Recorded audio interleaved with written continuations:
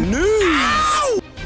Okay, we'll start with this. An update on what is supposed to be the McCaskill versus Habazin fight. Piranha Promotions has once again won the purse bid, beating out Matchroom for the reordered WBC-mandated title fight. You will recall that earlier this year, this fight was ordered. The team surrounding Ivana Habazin secured the rights to her mandatory title challenge for the second time this year. Charles Munoz, Habazin's manager, once again won a purse bid hearing for the WBC-ordered title fight between Habazin and defending lineal WBC and WBA champion Jessica McCaskill. Piranha One LLC company, Munoz's privately owned company, submitted an $82,000 bid as the lone bidder during Friday's session conducted from WBC headquarters in Mexico City. From that total, 10%, $8,000 will be held in escrow as a winner's bonus. McCaskill is due 70% of the balance, $51,000, as the defending champion, and Habazin is guaranteed the remaining 30%, $22,000, as per the standard for WBC mandatory challengers. The winning bid of $82,500 may seem like a paltry offering, but you must consider that this is not a hot ticket. A date and location was not specified, as this goes to publication. Piranha also won a bid for this same fight earlier this year, February 7th, when it submitted $201,000 to outpace Matchroom Boxing's $91,000 as the session's only other participant. The fight never materialized. However, even after Piranha defaulted on its bid and the fight wound up in the possession of Matchroom, Habazin instead moved up in weight to face WBA junior middleweight champion Terry Harper on short notice when Cecilia Brækhus fell ill and was unable to commit to their May fight. It's what I told you. This is the second time that this fight has been ordered, and both times Piranha Promotions won the purse bid. The first time, Matchroom only bid $91,000. This time, they didn't bother to bid at all. There was a push for the sanctioning bodies to order a McCaskill versus Sandy Ryan rematch straight away. The idea was nixed by both the WBC and the WBO, who instead called for the mandatory title defenses instead. The WBC split the baby and agreed to allow the McCaskill versus Habazin winner to next face Ryan or whoever has the WBO welterweight title by that point. We'll recall that not but a few weeks ago, few months, Sandy Ryan and Jessica McCaskill met in their unification match, and the fight, quite controversially, was scored a draw. Most felt that Sandy Ryan did enough to win the fight, but not in the judges' eyes. Thus, it was scored a draw, and immediately after, it was felt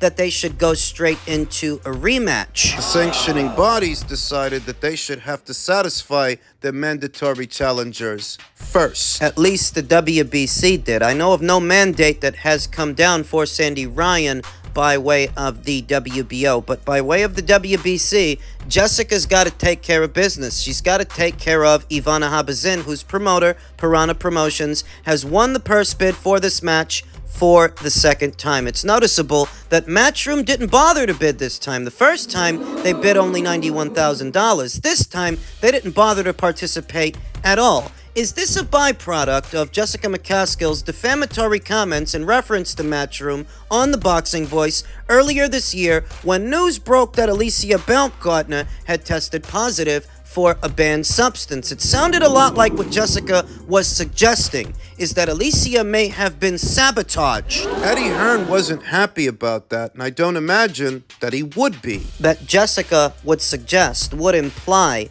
that Matchroom may have been the one sabotaging Alicia Baumgartner after that same Matchroom gave her all the opportunities she's had. I mean, the biggest fights of Jessica's career, the Taylor fight, the Farias fights, the Brækhus fights, the Cameron fight. Her biggest fights and her biggest paydays have all come to her by way of Matchroom so that she can go on The Boxing Voice and make a suggestion like that. I wouldn't be surprised if Matchroom's commitment to Jessica's career behind that is wavering. Let's face it, McCaskill versus Habazin is not a big money fight. It's not a fight you should have to spend a lot of money on, but when you tack on what Jessica said, how that might have made people feel, they're not in a hurry to do her any favors. Maybe that's what it is, and maybe that's why they didn't bother to place a bid to do this fight, or maybe the reason Matchroom didn't bid on this fight, maybe, is because they do plan on doing a rematch between Jessica and Sandy, but Jessica's gonna have to forfeit the WBC title to do it. This fight with Ivana,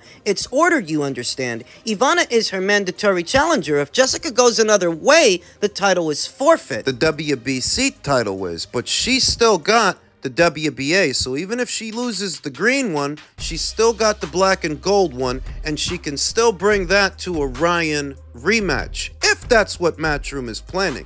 I'm just bouncing ideas around. Neither scenario would surprise me. That the reason Matchroom didn't bid is because they're not invested in Jessica anymore, or that Matchroom didn't bid because they're planning a Ryan rematch. Either one of those scenarios seem feasible to me. Gotta see what shakes out and whether or not Jessica is actually going to go through with the Habazin fight, because it doesn't pay a lot of money, though at the same time, she doesn't seem to have a lot of options. We'll keep you posted. Men's lightweight news. WBA regular lightweight champion Gervonta Davis responded to a fan who asked him to fight in Baltimore, to which Gervonta replied, "I will never fight in Baltimore again after how they did me," likely referencing his legal battle. What he basically got was a slap on the wrist for driving without a license and slamming into a group of people, injuring them. He got house arrest. He got a slap on the wrist. He was left in the custody of Calvin Ford, I believe it was, but he didn't like the accommodations. He wanted to stay at a 4-star hotel. The judge didn't like that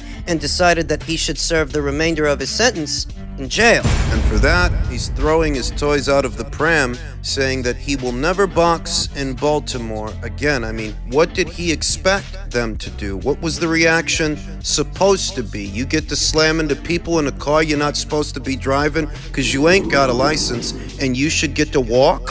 Small substrata of individuals who would like for him to be the new face of boxing, when if he's the face of anything, it's degeneracy, not boxing. As far as boxing, on the possibility that he may now be elevated to full WBA champion now that Devin has vacated the remaining titles he was holding on to, Gervonta, in his own words, says he doesn't want it.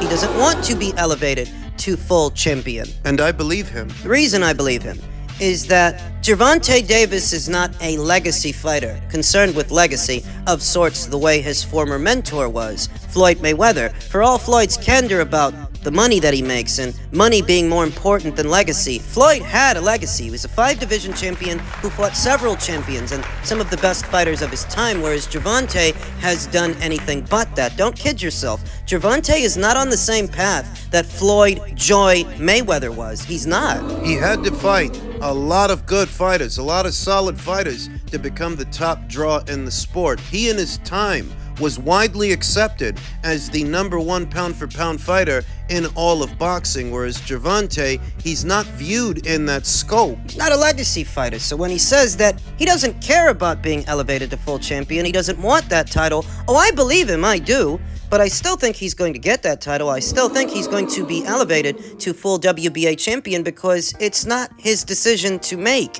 He's not an entrepreneur. He's not a businessman in the same sense that Oscar is. Or was when he was an active fighter, like Floyd or Sugar Ray Leonard and George Foreman before him. Some fighters have the capacity to be the captain of their own ships, handle their own careers, like what we see with Anthony Joshua and Canelo Alvarez. Gervonta isn't that. He's not the captain of his own ship. He doesn't govern what happens in his own career. He doesn't make those decisions. Those decisions are made for him. That's why he's been paying sanctioning fees towards a regular title for 4 going on 5 years now. It was back in 2019 when Gervonta Davis moved up to lightweight and challenged Yuriorkis Gamboa for a vacant WBA regular title, and he's been hanging on to it ever since, paying sanctioning fees towards it. I don't think you're giving the WBA 3% of your purse every time you get out there because you're the one in charge. Oh, I believe him when he says he doesn't care and he doesn't want to be elevated to full champion, but it's not his decision to make anyway. So what he says doesn't matter. You're not the boss, and you're not the face of boxing. If you're the face of anything, you're the face of degeneracy. Because degenerates are the only people you can appeal to. The only people that you appeal to are other degenerates, like you. This guy's always getting in trouble with the law for degeneracy. Putting his hands on women, slamming into that group of people with a car that he shouldn't have been driving anyway because he doesn't have a license. He's a degenerate, and his fans are degenerates. The scum of the earth. A bunch of fucking bums who deify him for the simple fact that he's making a lot of money. Never mind that he's one of the most protected fighters in the entire sport of boxing. When he first won that WBA regular title in 2019, the only thing it's really good for is challenging for the full title. But we now know he never challenged Vasyl Lomachenko or Teofimo, who beat him. He never challenged George, and he never challenged Devin. In Devin Haney's own words, he was willing to stay at 135 for a Davis fight, and he did everything he could to make it happen, but Team Davis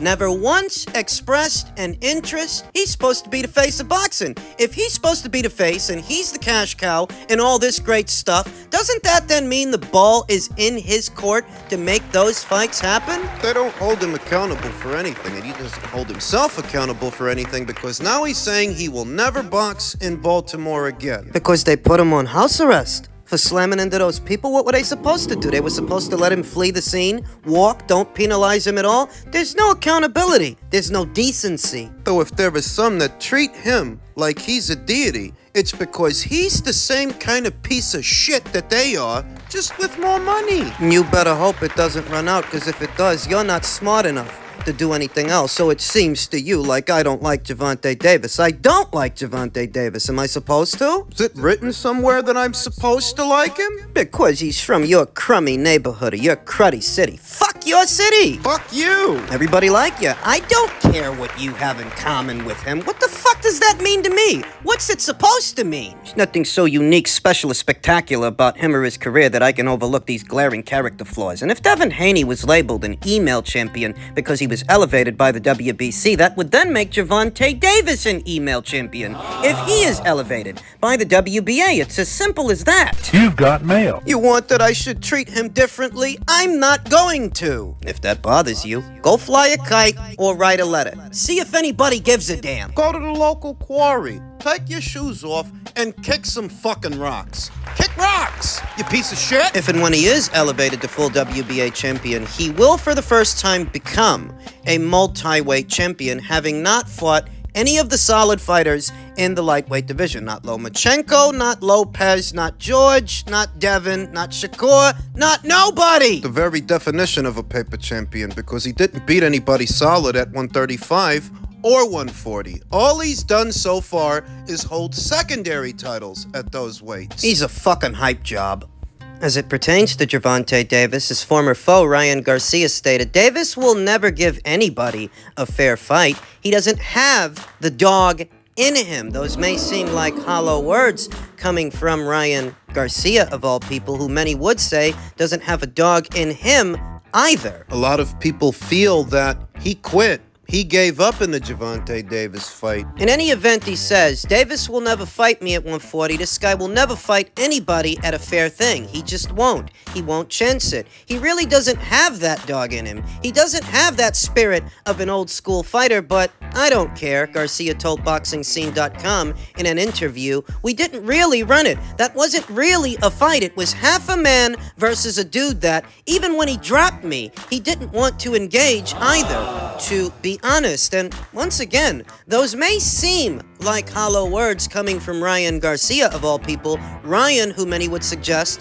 quit in that Gervonta Davis fight that he's talking about, in the fight he's having this weekend. He actually requested a catch weight for that bout. Initially, it was supposed to be at 140. That's what Oscar Duarte was asking. Why not at 140? It was Ryan that wanted it at a catch weight. So he's throwing stones in a glass house. That doesn't necessarily mean that he's wrong. What it could mean is that he's one to talk or he's in no position to talk, but that doesn't mean that his overall evaluation of Gervonta is off base. Kind of like, you don't have to be the guy that cooked the meal to know it doesn't taste good. You don't have to be a chef to know when food tastes bad any more than you have to be a movie director to know that a movie isn't good. Ryan Garcia himself doesn't have to be a dog to know that Gervonta doesn't have one in him. Ryan, who said, I plan on going on a run like I did prior to 2020 when I was just killing it. I'm going to do it again, but at 140,